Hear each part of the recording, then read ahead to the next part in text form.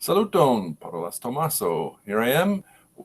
Welcome to the Esperanto Variety Show. Hopefully all my technical details are working here. I'm trying a few new things today. And the plan for today is to continue a conversation that started with Aaron from Fingtam Languages. He and I met for the first time in person in North Carolina a few weeks ago during NASC, the North American Summer School. I think the official English title is North American Summer Esperanto Institute. And so that conversation is linked into the description. And after watching it, what's the fellow's name now? Language something. Language Love commented, "Oh, I wanted to hear more." And he actually sent me a bunch of questions that he wanted to hear more about. But before I do, I have a special request, and that is just as I was leaving the house, by the way, who can guess where I am? I saw a request, somebody tagged me in a request. They wanted to know how to pronounce a certain Latin phrase. I don't know if you'll be able to read this or not. So I scribbled it down on the piece of paper here, and my plan is to do my best shot at pronouncing it. And hopefully, if I'm wrong, somebody listening now before the end of the stream will be able to correct me. So, and the phrase is grandescunt aucta labore. Grandescunt aucta labore. So the biggest question I had is, how do you pronounce the SC in Latin? I believe it is sk. So that would be grandescunt aucta, A-U-C-T-A, labore. Labore. Labore, if you want. All right, so anyway, that was that. Okay, so here we go. I am in this is the scene, the setting for Lernu con Logano. And normally I can't do a live stream from here because we didn't have Wi-Fi set up in this house. We do now, so hopefully it works better than the Wi-Fi in the other house. Okay. Lance, saluton, kiel vi fartas? Tiu ĉi elsendo estos en la angla, sed mi ankaŭ volas saluti al Caleb. Yay, saluton Tomaso. Yeah, so by the way, I do want to mention that I do have, what do I want to say? I've got a video ready to upload. It's actually, it should be done uploading by the time I'm done with this live stream. I got some setup to do with that video. I'm trying to switch back to my other view so I can see what's going on there. I'm going to switch to my, you know what, I wonder if I should just take a minute to push this off to the side so I can see if anybody's chatting, because I'm not sharing my screen this time, so maybe that's not, yeah, maybe this will work. Again, hopefully you can hear me okay. I'm trying out this microphone. It's a microphone that I've had, and I've noticed that it seems to work with this device.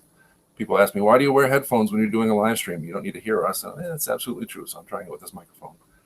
All right, so the questions, but yeah, I was mentioning the live stream. I'm going to try to get that ready to go and premiere that this evening, early evening Eastern time. So that would be 5 o'clock California time in round numbers, maybe a little earlier.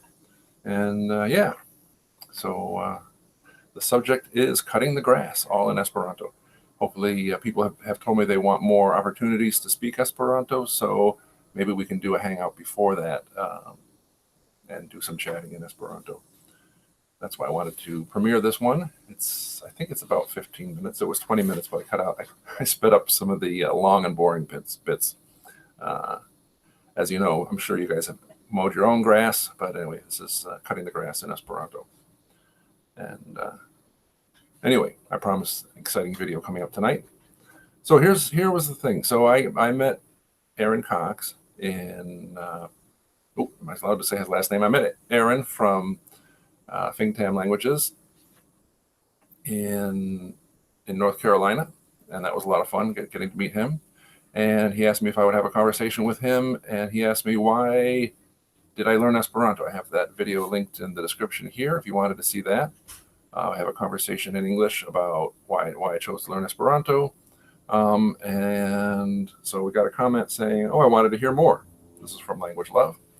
And he said, well, so I said, what do you want to know? He said, well, how did Esperanto change your life? And I thought, well, that's a good question. And I've been wanting to write an article about that for a long time. Quite honestly, I'm going to be speaking off the top of my cuff here, off the cuff, about how Esperanto changed my life. But it absolutely did change my life. No question about that. So how did Esperanto change my life? Well, let's see. I was already married when I learned Esperanto. My wife and I learned Esperanto together. And saluton cadence. Fakte mi ne scias kiel mi prononcu vian nomon.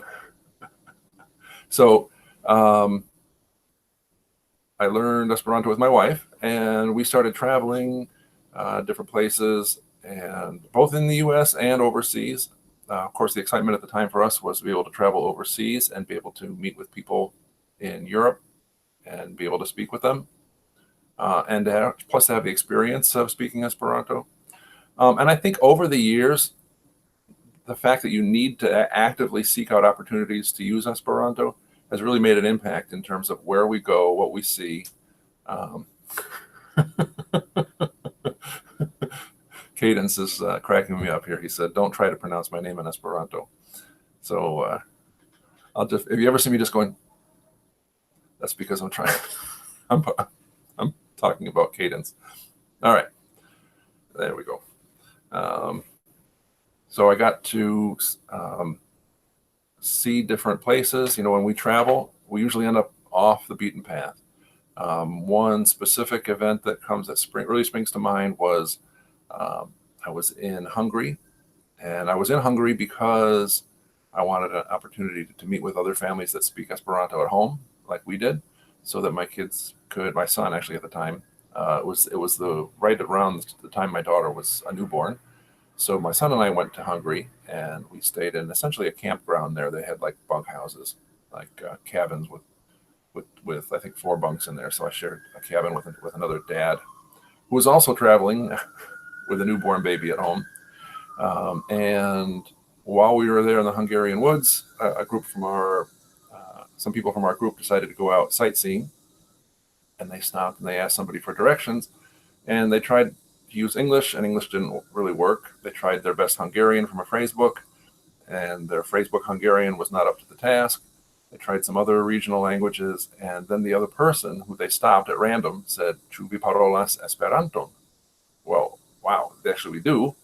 And so they ended up getting directions, and at the same time, they also found out that this woman was part of a Hungarian folk choir. So there we were in this campgrounds in the Hungarian woods, and this choir came in, and they spread out in this open area, and they sang these Hungarian folk songs, and the sound was echoing off the trees there, and it was just really wonderful. And it wasn't anything I set out to do. It was just this random thing that surprised me, thanks to Esperanto. And life really has been full with that. I have gotten to meet interesting people that I wouldn't have met otherwise. And of course, here I am doing live streams in YouTube, which is another thing I would not have done if it weren't for Esperanto. So anyway, that's, of course, please, if you have any questions, put them in the chat. I'll be, unlike my other live streams where I do the Duolingo, I'll be able to see what you're typing sort of more or less in real time. So I'm actually curious how many people are watching. I'll check that in a minute. He said, "Do you think your children will ever speak Esperanto again with you, like before, or kind of not in the mood, like some teens are?" That's another question. What I like to think about is when I chose to speak Esperanto with my kids, I never really thought that they would become passionate enthusiasts about Esperanto. That's sort of not how. I don't expect life to work that way. I don't expect my kids to have my hobby as their hobby. I chose to speak Esperanto with them because I thought it would enrich their life. I thought it would give them a skill that they could transfer to other areas, whether it's if they choose to learn another language, that a lot of the vocabulary will be familiar.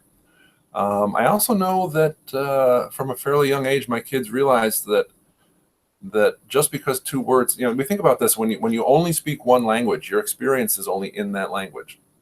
And so if you think that house and mouse rhyme. You think there's something about house and mouse that make them go together, but it's domo and muso. They don't rhyme at all. And in the other direction, you could come up with, if you listen to a poem or a song or something that rhymes in another language, you realize, it's possible to have poetry and interesting rhymes in a language that, because of the structure of that language, different from English, different from the one native language. So they've had that kind of experience as well. Plus, they've gotten a chance to meet people and whatever. We came back from the Printempa Esperanto Renkontiĝo, so the spring Esperanto gathering in North Carolina. I believe that was in April. And Jonah came with me, and he said, this was interesting for me because this is one of the first times where I've really felt like I'm the one who knows Esperanto. People were asking me questions, and I was able to answer them. And what I told him was, you have no matter what you decide to do with Esperanto in the future, you have a skill, being able to hear and express himself in Esperanto that some people work real hard to get. So, he should always try to see that in that light. So, do I think that they're gonna ever speak it again? My daughter has told me actively, nope, I'm never going to voluntarily speak Esperanto, but she comes to Esperanto events, she participates there, and yeah. So whether that's going to change in 10 years, who can say?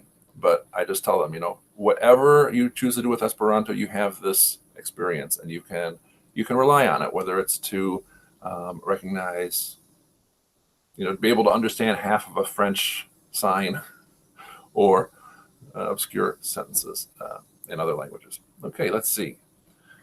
Did you attend the Universala Congreso? I did not.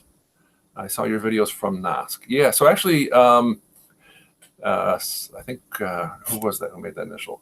Whoops, what did I just do? Okay. Caleb said, yeah, yay, salute Don Tomaso. I assumed that was a reference to the fact that I've been kind of out of the loop for a little while. And that has to do with my participation at NASC. And so I'm really glad that that Fingtam Languages, Fingtam Esperanto, and Hello Alex Miller, and Esperanto USA, Esperanto USA, those YouTube channels, including also some Facebook pages related to those people, that they've been able to take some of the things that we were doing at NASC and put them out there for you guys to watch. Even though I have not had a whole lot new on Esperanto Variety Show in a while. So I did not attend the Universala Congreso. I'm trying to work out being able to go in Montreal. That's fairly close. Ideally, I'd like to volunteer. I haven't quite worked out how I'm going to volunteer. I thought about organizing an excursion, and have not yet hit any ideas that really resonate yet. I would like to participate in one of as a guide or a translator, and maybe one of the post-congresi excursoi, so after the Universala Congreso. That's going to be going on. So I'd like to be able to volunteer as a tour guide and or translator, so that we can do some sightseeing after the Congress. And it's likely, so I have not mentioned this, I don't know if I've mentioned this online or not. I am the vice president of the American Association of Esperanto Teachers. And as such, I'm thinking it might be important for me to go to the international organization, which is having international, or the convention of the corresponding international organization. And they're having their meeting the week before. So in Quebec City. So there's a good chance I'll be spending a lot of time in Canada next summer. And there's also talk about having a language course before the Universala Congreso. All that's sort of being discussed. But I did not have the means to go to the Congress in Europe. Okay. So I got to make this a little bigger. There we go. Nikhil says, I already answered that question. Hello, Retronauta Kvardekdu. Caden says, I remember when I was a kid, I asked my dad if Danish word was like the right language, you know? I couldn't comprehend that people perceived the world in vastly different terms than I did. Yeah, that's funny. I think I know exactly what you mean, right? Just like I think it was C.S. Lewis, he talked about this. He did this in an analogy towards different ways of expressing Christian belief, which is not my belief. But anyway, back in the day, I read a lot of C.S. Lewis, and he said, sometimes people, you think when you go over to your neighbor's house, you realize they have the wrong steak knives, right? Oh, wow, they got the wrong steak knives in this house. Which, of course, from a grown-up's point of view, is kind of silly, but yeah, I can certainly picture that. And Iona says, Iona's guy, kids always reject their parents' stuff. Then 10 or 20 years later, they turn into them. Time is on our sides. Yep, that's the hope. Hopefully we raise them the right way and they're going to make their own decisions. Which reminds me, my dad, this is completely off my script here, but my dad used to have wrong steak knives, gotcha. My dad used to have this stereo system set up in the house, and he had this elaborate way of going and recording live concerts. And he would want you to come in and listen on his stereo system and ooh and ah about the what am I trying to say? He wanted you to ooh and ah over the technical details, and he would crank it up real loud, just like it was as loud as you were really in this concert with 50 musicians on stage and live fireworks in the background. And if you tried to have a conversation, because we were over at his house trying to visit for the first time, and whoever knows how long since we've seen some of the family members, but he'd crank it up and he'd want you to sit down and take in the whole experience, and he would say, "Isn't this realistic?" Right? And it had nothing to do with, wouldn't it be nice to have some music on in the background, right? He wanted you to enjoy it his way, and it was really annoying. I felt annoyed by it anyway. And now he's gone. And last night I was playing the video that I'm going to be premiering tonight. I was playing that video for my wife to get some of her input on it. I said, "Oh, by the way, let me rewind this part. You've got to look at how I very carefully crafted the breakdown in the middle of this one scene where the music was too loud. So I put a breakdown in the middle there so that you could actually hear the dialogue again. And then I brought the music up again after. Right? I wanted her to see exactly how I put it together. I'm like, oh my gosh, I've become my dad." Anyway. All right. Okay, so Language Love, he asks, do you still teach on italki? Absolutely. I'm not sure how that's going to work going forward. But for now, I'm still going strong on italki. I've been doing a lot of, one of the things I've been doing this summer is going to Boy Scout camp. I went with my son's troop last week. Not with my son. Logan is actually at Scout camp this week without me, ironically. But I went with his troop just so the troop could have appropriate supervision. And I also take some urban kids to different kinds of scouting experience. I'll be going in end of next week as well. So hopefully I'll be able to get next week's video up and loaded and ready to go on its own, because I will not be near civilization with next Thursday, a week from today. And what was that? Oh yeah, so my students have been kind enough to sort of find the time that I actually am available in between town, and sometimes I do like 3 or 4 lessons a day on a good day, maybe 10 lessons a week on a good week, and certainly would welcome the opportunity to help you with your Esperanto. I do one-on-one conversational style lessons, and one of the advantages of that, if you're still learning to understand Esperanto, is if you don't understand, you could say, wait a minute, I didn't understand that. And I can find out what didn't you understand, right? I could repeat it. I could say it more slowly. I could explain it a different way. I could provide more context, this sort of thing. And that would help you learn to understand spoken Esperanto. Then in the fall, I'm actually thinking about getting some outside work, which would impact my ability to teach. And I haven't quite worked out how that's going to work, but we will see. So if you are waiting to take lessons on italki, now is your chance. Another question: do you have any more goals in Esperanto? I thought that was a really interesting question, and I don't know. It's I would like to read more. I really felt when I was at NOSC that I need to make it a priority to get out and speak with people from other parts of the world. It's been a while since I've been able to go overseas. My passport has been expired for I don't know how many years now. So I've been, although I feel very comfortable speaking Esperanto, there are times when I think, you know what, I should spend more time speaking with people who don't speak English for as their first language, or for where Esperanto would be our most common, our strongest, most common language, so that I can come back and be more authentic in my own Esperanto. So he says, are your goals teaching or making friends or just for the fun of it? Yeah, I guess all of the above. I definitely would like to be more successful on YouTube. I would like to find out more what people need in terms of, what I can do on YouTube or anywhere really to help people learn. And so I don't feel like that's necessarily my own goals for Esperanto. Personally, I've also have some goals to get better in German. I speak German fairly well, but I want to get a certification in German. And I want to get to the point where I can have conversations in Spanish. It was actually kind of interesting at the summer camp where I was last week.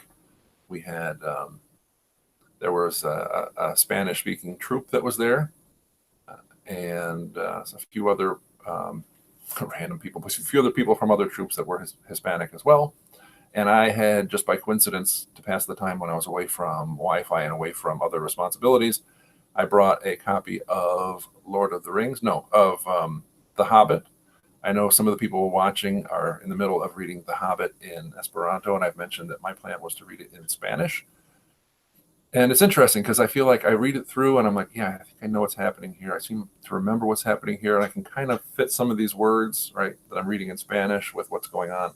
Then I'll go back and I'll read it in English, and then I'll go back and I'll read the Spanish again, and I'll understand it better the second time, but I still won't understand everything. So for those of you who are working through an Esperanto book, pushing yourself, I definitely feel your pain. Yeah. But yeah. Okay. And then Language Love says, I've been on and off with Esperanto for about 3 years, kind of playing a bit now. But I'm kind of jealous of so many people who can speak a language that everyone says is so easy, and I still struggle a bit. That's another good point. Yeah, one of the selling points about Esperanto is that it is super easy. Both of you say the pain of learning. Yep, pain and gain. Right, and that's, in fact, I think this ties in with what Language Love has said in his questions that he submitted to me. He said, that we say Esperanto is really easy, and it's easier, but I think learning any language, any second language, takes work. Yeah, certainly I'm experiencing that with Spanish, in spite of having been around Spanish my whole life, and and finding a lot of it familiar through Esperanto, and having done courses in Spanish, informal. Did the Pimsleur courses, the first, second, and third that I had at the library. Lots of things like that. Still tricky. All right. So he said he's enjoying complete Esperanto, and he's enjoying it. He says the book has more structure. Yeah, that's it. I heard that too from Duncan Charters. He said that his wife, who's been sort of casually involved with Esperanto for decades, has decided to work through the complete Esperanto book, and her reaction was, finally, a textbook you can actually learn from, a textbook you can actually use. I've sort of looked at it. I did a video with a review of complete Esperanto. I had just actually received it in the mail when I did that video, so I basically copied Lee Miller's review with his permission and read that in the video. Yeah. So that was that. He said, I'd like to thank Aaron from Fingtam, Alex Miller, and me for getting his interest back. Yeah, I'm glad that we can be of service in that way. And actually, that's this comment really kind of spoke to me, which is why I'm doing a live stream on it. And he says he has more time now that his kids are out of school. All right, he's seen my channel. Oh, here we go. He said, "I've seen your channel and I enjoy it, even though I have no idea what you're saying." Well, hopefully you'll know what I'm saying in this video. It reminds me of something else. I saw somebody shared a link to Esperanto Variety Show on Facebook and said, "I don't understand a word that Tommaso says, but I enjoy watching it anyway." And I certainly hope he understands saluton, kiel vi fartas, these sorts of things. In fact, hopefully you'll see in the video that I'm premiering tonight, I try to do a little bit of both, a little bit of where I'm speaking at speed about whatever's on my mind as I'm trying to make my lawnmower work after it sat all winter, you know.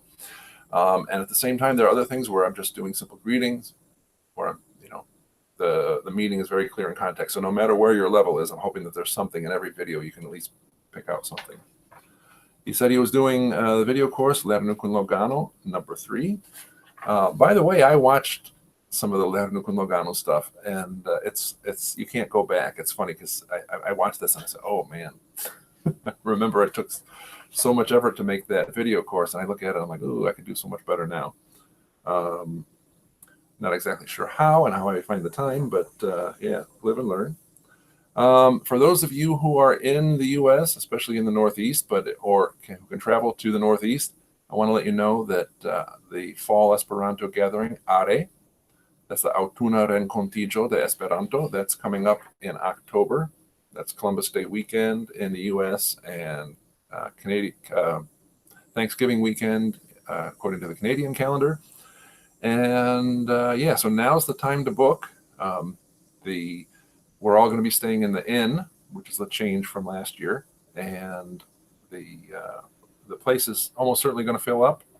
So I have personally held some rooms, and I have a few more days before I have to decide whether I want to keep holding them, because if I do, then I'm financially responsible for them. So if you're interested in going to ARE, let me know. If you're coming in from outside of the area, I can talk to you about some options for transportation. I have that on my list here. Oh, by the way, I do want to say hello to Mama Despik. Ŝano, saluton. You need to start making Esperanto videos again. That'd be fun to see. I really enjoy the production value of your videos, and yeah, I hope you're doing well. I know you had a lot going on, and I hope that things are taking shape the way you want them to. Yeah. And speaking of events, there's some talk about a regional event in Arizona in February, sort of along the lines of the Printempa Esperanto Renkontiĝo. And I've got a few people in Arizona that have said they're interested in helping to put something like that together. So that's starting to get a little bit of momentum. We've not identified a venue or even gotten anybody to actually commit to coming, but that's certainly under discussion. And another area that I'm looking at is the Midwest U.S., so Ohio, Indiana, Illinois, somewhere around there. Next question is from the local people there is what would be a good time of year to have an event there. But looking to copy the pattern that we did at PER, which was there was a local team that organized it, although I can certainly help with that aspect of it. And they hired me to come in and present and teach and help make the program. And so I was able to go down and participate with them, and that was all. They rented a house at a conference center with meals. And so the cost of going to that event was helped pay for the presenter, and we're looking to help people getting that going on in other parts of the U.S. Yeah. So I think that's all I had to say. I don't see people. If you do have questions, now's the time to put them in the chat. If you have any thoughts or anything else. I mentioned that I'm having a new video coming out that I plan on premiering tonight, and people have told me they want more opportunity to use Esperanto. That's why I'm going to premiere it, so we can log on ahead of time, and there's going to be a chat similar to this one. It'll be a little late for those of you who are in Europe, but for those in the U.S., it should be sort of early evening, depending on the time zone that you're in. And yeah, we could chat a bit in Esperanto and watch the video together. And yeah, I might do a live stream ahead of time in Esperanto, unlike this one in English. And yeah, so Esperanto has changed my life. It's allowed me to see. It has allowed me to see a different side of the world. It's given me a different reason to travel. I've seen more of a local flavor when I get to go different places. It's exposed me to interesting people that I've not met otherwise. I don't know if you saw in the videos at NAS. This is a comment that Lee Miller made to me. He said, one of the things about Esperanto, it never would have occurred to me to leave my house barefoot, or that somebody would leave their house barefoot till he met me. And I'm not even, so why do we wear shoes? That's a good question, right? It makes you think outside of the box. Okay, well, look at that. More questions. Okay, what is the difference between latas and fatas? I don't know either of those words, so I'm not sure how to answer that. Kio estas la costo de are? Kaj la respondo estas $10. Yeah. So yeah, plus the cost of lodging. Yeah. So there's a $10 registration fee, and quite honestly, the purpose of that registration fee is to encourage people to register early. I just saw on the website that the date that we have on there is that you have till the end of August to register for free. I would encourage you that if you registered also, that'll send an email to the venue saying you want to book a room. So I would encourage you to do that. It says before the 31st. I'm going to make a decision after this weekend how many more rooms I want to hold. And I don't know offhand what the cost is. It's depends on what kind of room you get and whether you have a roommate. And it includes like kayaks. It includes the use of the venue, which is actually kind of a big deal. That we not only do we have like your own room to stay in, but there's also there's like a meeting room and some other buildings that we have access to. I've looked into other venues, and it's easy enough to find like a place with rooms, but to have a room and meeting space, it's kind of difficult. There's archery, other activities. That's all included. Includes the 3 meals a day. I think it's got to be. Oh, it's in the order of a couple $100. For most people, it's the limiting factor is the transportation and the getting the time off of work. But anyway, we can take that offline. So Devin says maybe he spelled them wrong. Latas and fatas. What are those words? What are those words supposed to mean? Approximately. Latas, fatas, faras, and estas. All right. Well, I think that that's all we have for today. So stay subscribed, and estas and fartas. If that's the question, I'll be glad to answer that. I've seen it. I saw it recently actually just answered that in the Duolingo forum. I still have some notifications from 2 months ago, people asking questions that haven't been answered. So yeah, esti and farti. I'm wondering if that's what the question is. Because people will say, kiel vi fartas? Kiel vi fartas means, how are you? And so the question is, well, why don't you just use estas if estas means are? And I think in a number of different languages, when you want to know how somebody's doing, you don't say, how are you? You say, how are you doing? You say, how do you fare? You say, how do things go for you? How are things going for you? Right? There's lots of ways to say that literally in other languages. And Esperanto really is no different. We don't say, how are you? Right? We're not asking, as an English speaker, that might seem like obvious. How are you? Right? But como ça va? Right? Ça va. Ça va. It goes is what that means in French. So farti is like the English word fare. How do you fare? Right? How are things going for you? So That's the difference. Esti has to do with a quality of person. Mi estas Tomaso. Mi estas viro. Tio estas la ĉambro en kiu mi registris lernu kun Logano. Right? Tio estas ĉambro. Tio estas mikrofono. So I'm saying what something is in terms of what category it belongs to, or what it's identical to, or what is the quality of it. Tiu mikrofono estas nigra, right? But if you want to ask me how I am doing, kiel vi fartas? Hopefully that was the answer or the question.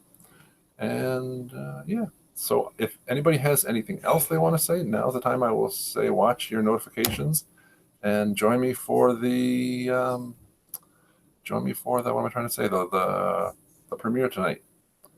And yeah, so thanks everybody for watching, and I will get I got a lot of videos in the can, as it were. I've filmed some things while I was in Boston, and not just of the event there, but I went off into a park and I filmed something that I want to put together. I have some stuff that I've done in the woods that I filmed that I need to get ready. I still actually have a whole series of Tempo con Tommaso from last fall, where I've had conversations with people one-on-one and recorded that. There is a collaboration that I'm doing with an Australian comedian who does, let's call it dark humor. And she found out that I speak Esperanto. She said, we should do something together. So I have a short demo lesson that I did with her where I started teaching her Esperanto, which was actually kind of fun because my wife said, you laughed a whole lot more in that lesson than you do in your normal lessons. I'm like, well, yeah. I think partly because she was trying to learn, but at the same time trying to make a joke of it. And, she did it as much as an experience for herself as, to actually learn Esperanto. That one I'm waiting to do a collaboration with her where she wants to ask me all sorts of vulgar things about Esperanto, sort of things that I would not do on this channel because Esperanto Variety Show is family friendly. What else is going on? I'm trying to think. I did not make an official list, but I have a lot going on. And yeah, so stay tuned. And if you can be there at the premiere tonight, that'd be great. Otherwise, I'll see you around. All right. Thanks for watching.